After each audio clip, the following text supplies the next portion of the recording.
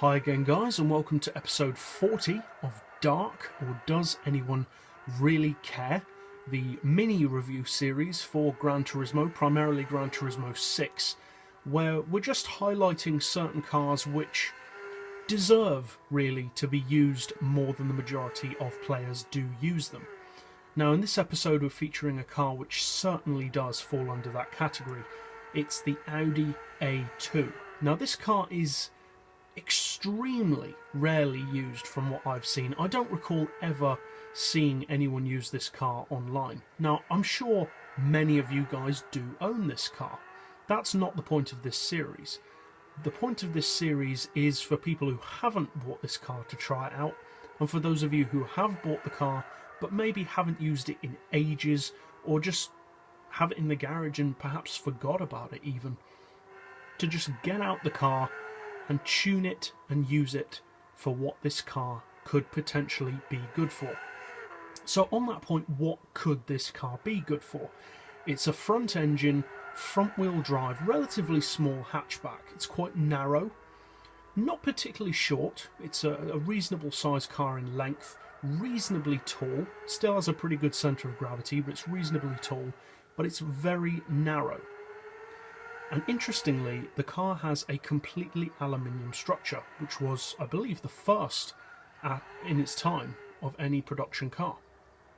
Now, due to this, despite the car not being particularly small, it is a small car, but it's far from being the smallest of hatchbacks. It does actually have a very good curb weight with the full weight loss package.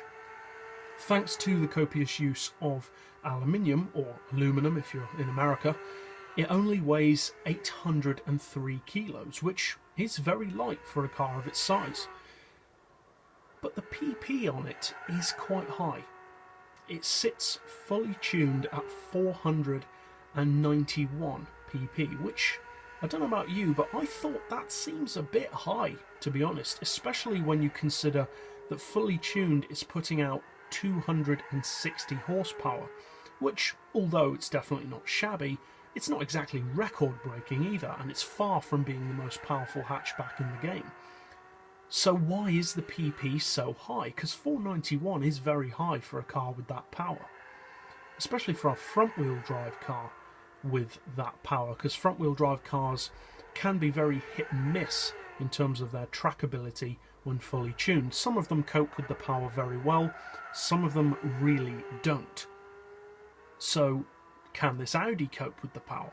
Well, overall I have to say yes, it does. It handles and copes that power, or with that power, very well. The handling is excellent, there's tons of grip, the turn-in is fantastic, and there is extremely minimal understeer, which can sometimes occur, as we said, with some small front-wheel drive cars, especially ones that have significant amounts of power, because they weren't designed to have that kind of power.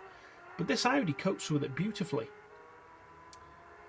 The handling, I would say, would primarily make the car very useful for city tracks, because the turn-in is very, very good, and because there is a very minimal amount, if any, understeer and wheel spin on this model, it just naturally lends itself to being a great city hatchback.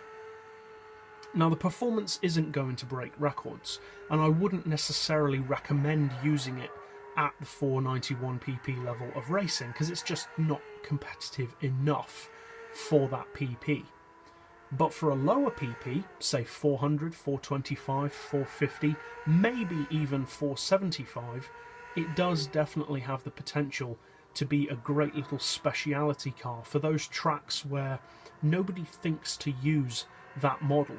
Now, it's an Audi, and it's a relatively new Audi, so you may think, yeah, it's probably expensive for a small hatchback, but actually it's not. It's very reasonable. It's 22,500 credits, so for a modern Audi, it's actually a very good price. Not that Audis are amazingly expensive, but I would have expected a car like this to be more expensive than that. So overall, I would say it's a pretty good value car. And overall, I would say it definitely handles better than the vast majority of front-wheel drive cars on the game. So that's it for this review overall. If you haven't tried out this car, which many people haven't, I would definitely recommend that you do. And that's it for this episode, so I'll see you guys next time, and as always, thanks for watching.